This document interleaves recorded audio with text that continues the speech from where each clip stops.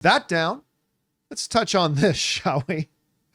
Oh man, the James Bond drama just keeps giving and giving. Now, of course, you guys know that the Broccoli family has been in charge of the James Bond property for decades and decades and decades and decades and decades. What, 50, 60 years? Since 1962. Yeah, been controlled by that family. Then, of course, they signed the deal with MGM. MGM is going to become the distributor of all this stuff, but the Broccoli's maintain creative control. Then Amazon bought MGM, and now the Broccoli's were working with Amazon. But nothing has happened. Clearly, there's been some kind of logjam as far as creativity goes. And then recently it was announced that the Broccoli family had surrendered creative control to Amazon and they were still part owners of it, but they were going to give up creative control. Now, we said on this show, oh, I guarantee you there was a big check signed. Hundreds of millions of dollars. Well, it was a little bit bigger than that. And here's what brought it on. Screen Rant and other places. Jeff Bezos says, I don't care what it costs, get rid of her. Talking about Barbara Broccoli. Jeff Bezos' final straw in James Bond's battle with OG producers revealed in new report. Now, this is what it said. This comes us again from Screen Rant. By the way, Jeff Bezos looks like a Bond villain. He looks like he's about to say, no, Mr. Bond, I expect you to stream or something like that. Anyway. He's Donald Pleasance from Yoda stream. Anyway, the report says, Amazon reportedly used the word content to describe the franchise, the Bond franchise at one point, which angered Barbara Broccoli and allegedly led to her privately saying at the company's executives, remember, we covered this when this would come out, that Barbara Broccoli said of Amazon's executives, these people are effing idiots. Bezos, according to this new report, saw the Wall Street Journal story and Broccoli's alleged comments and wasn't pleased. The report claims that Amazon ended up paying the Broccoli family $1 billion to take over Bond villain. $1 billion just to take over the creative on it. They already had all the other rights. That is on top of the $8.5 billion it paid to acquire MGM. As one insider put it, Bezos read her quote in the Journal and got on the phone and said, I don't care what it costs. Get rid of her. She should have held out for $2 billion. Well, I don't know. Maybe when he said that, he was thinking like 100 million, 200 million. And then like, I can just imagine his lackey coming back. Hey, cost $1 billion. And he was like, what? You said whatever it costs. So here's the funny thing. This is how you win at life. I've also read that Barbara was basically considering retiring anyway. That her partner, who's in his 80s, had decided he was going to kind of step back. She's in her mid-60s. Her half-brother, Michael Wilson. Her half-brother. He was going to be stepping back, which would alienate her of her partner. She's in her mid-60s. And the report I was reading was she was kind of thinking about just giving it up anyway. And somehow she managed to turn that into $1 billion. Now, look, at the end of the day, this is still probably a positive thing because clearly the Broccolis and Amazon couldn't get on the same page creatively. So at least we're going to get some movement. Now, I know a lot of people are nervous. I'm nervous. But I also want to remind all of us that Amazon is the place that gave us Fallout. That Amazon is the place that gave us The Boys. That Amazon is the place that gave us The Marvelous Ms. Maisel. I mean, they have produced some absolutely incredible television. Can they now parlay that into success for Bond? Who knows? We'll have to wait and see, but at least there's going to be some movement. Maybe it'll be good, maybe it'll be bad. But good on Barbara Broccoli for thinking about retiring for nothing. And then somebody saying, here's $1 billion. Good on her. We want to take a second to thank a sponsor of today's episode, NordVPN. All right, let's be real. There's nothing worse than wanting to stream your favorite show or watch a live game only to find out it's blocked in your country. But guess what? With NordVPN, that is never a problem. With just one click, you can switch your virtual location and access content from anywhere in the world. I have loved using NordVPN. Whether I'm traveling and using public Wi-Fi or just shopping online, NordVPN keeps my personal info safe and private. By switching my location, I can even save money on flights, hotels, and subscriptions. It's like a cheat code for getting the best deals. NordVPN is the fastest VPN in the world, so there's no buffering when I'm streaming. Plus, their threat protection feature blocks blocks malware, trackers, and phishing attempts, keeping my devices safe 24/7. And with just one account, I can protect up to 10 devices, so my whole setup is covered. So to get the best discount on your NordVPN plan, head to nordvpn.com/John Campea, and our link will even give you 4 extra months for free on the 2-year plan. Plus, there's no risk with Nord's 30-day money-back guarantee. Links in the description. Check it out now. Anyway, Rob, as the biggest James Bond aficionado in our studio here, what do you think about the story about how this all kind of culminated and came to a head? Well, I've often said for years that Barbara Broccoli is a heroine of mine. I mean, think about it. She took over the family business. Her job in life was to make James Bond movies. She started out young as a PA in the 70s on the movies. You know, she grew up shepherding the franchise all the way up to its first billion-dollar grossing film in Skyfall. I mean, I wish I'd met her, 25 years ago. Hey, Barbara, what's up? But I didn't.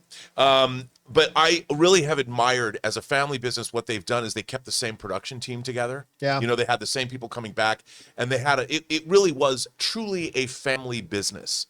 They've kept the franchise going. They faced lawsuits after License to Kill was made. It was 6 years between Bond films. And now it's going to end up being the longest period of time since we've had a Bond film to be another Bond film. So I've really admired what the Broccoli family has done. And if you think about it, their family business went from the 1960s to the 2020s. I mean, that's an amazing legacy for any family, to be creating entertainment that still is valuable. And you know what she was sticking up for? Remember, MGM they got the rights from United Artists to distribute these movies. So MGM, even though Amazon acquired them, they had no control over the franchise creatively. It was still the Broccoli's owned it, Eon Productions, all that stuff. So I can understand where they're coming from, and I think you're right. They have Jonathan Nolan, Christopher Nolan's brother, made Fallout. So they've got people that could lead to what could be great. But the idea, when Barbara Broccoli hears the word content, she's like, you know what?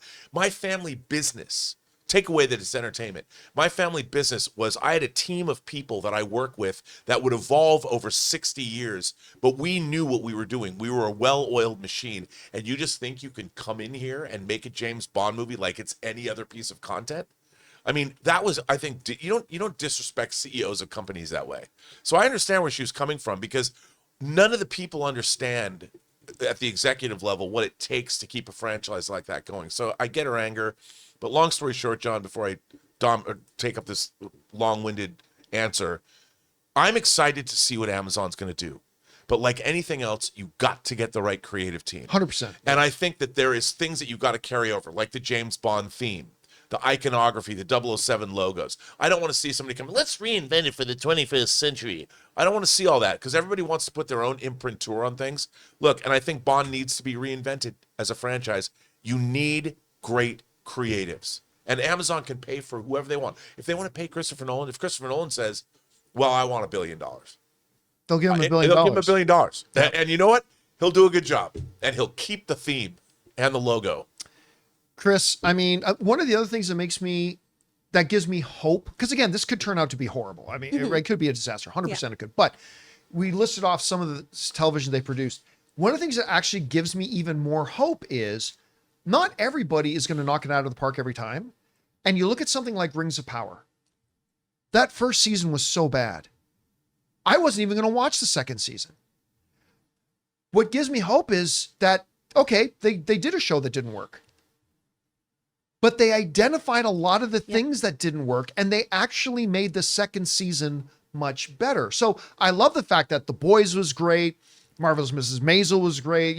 That Fallout was great. I love that. Incredible. But seeing them actually have something that was crap and actually learn what went wrong with it and improve it, that's another thing that makes me kind of hopeful for it. I don't know. What do you think about this story, the drama of just Bezos saying, give her $1 billion, just make her go away? What do you think? I mean, I guess that's how he deals with problems. Throw some money at it, I suppose. But I will say I'm on the same page with you, as it's nice to see a studio not just completely trash something when it doesn't work and instead try to workshop it.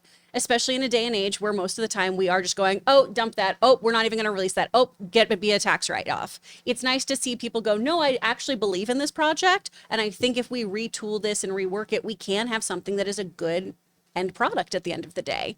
It is still just jarring to me to not have the Broccoli's in the mix here. It is still It's just hard to jarring. imagine, isn't it? Yeah. It's weird to think of James Bond as an Amazon property. I'm still wrapping my head around that. But yeah, there are so many great things that have come from their content, their entertainment. I'm willing to give this a shot, and I feel like they've got the money, obviously, to back up some really fun tech that James gets to play with. So I understand. But it's also a ridiculous story of get rid of her at any cost. Whatever it costs, just get rid of her. But I'm also, that kind of speaks to how serious Bezos is about Bond.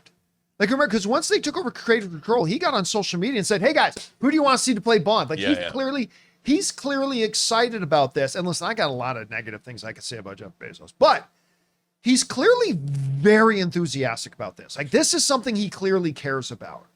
Hey, Rob, you had something. Well, I was going to say, didn't he get The Expanse more seasons too? Yeah. See, I mean, he's done, if he likes something, he'll get behind it. And I think, look, he knows how important, with Rings of Power, I did not understand their choice of creatives. But in the case of Bond, I think they paid a lot more money to get rid of the Broccoli's than they paid for the rights to the Tolkien estate to make Rings of Power. $1 billion is a huge amount of money to invest in a franchise. Only one Bond movie has made $1 billion over the course of since 1962. One. So they have a lot of money to make up. So, all right, guys, question is for you. What do you think about this story? Apparently, Barbara Broccoli got an extra $1 billion to go away. But listen, whatever you might think, maybe it'll work, maybe it won't. But Amazon is clearly very serious about Bond, and they're putting their money where their mouth is. Whatever you guys think, jump down to the comment section below and let us know your thoughts. Hey guys, thanks so much for watching this video. Make sure you like the video, leave a comment, and subscribe to our channel. And don't forget, we have a daily podcast called the John Campea Show podcast, available on Apple Podcasts, Spotify, or your favorite podcasting app of choice. Go and subscribe to it today so it'll be there when you need it.